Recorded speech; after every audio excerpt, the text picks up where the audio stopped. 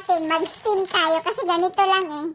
Dalawa ito pero isa lang gagawin natin kasi nga, kung palpak man at least isa lang, di ba?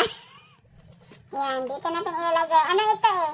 Hindi ito parchment paper, ano lang ito, yung pang-filter ng coffee. Pero itong ginagamit ko pag ano sa cake. Yung sa ano ba, sa pan. Ayan o. Diba? Subukan ng malaman. Yan, kumukulo na. I-try natin siyang steam ng 15 minutes. 15 minutes.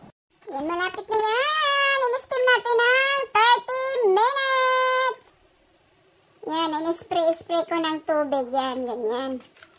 Pwede mag-dry. Yan, ready na siya. Ready na. Ready na.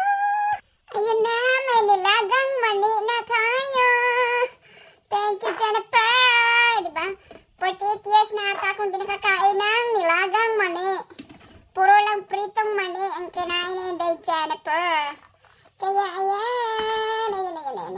Yan. Masarap ito. Ayun na. Ayun na. Nahab-hab ng Jennifer. Nilagang mani.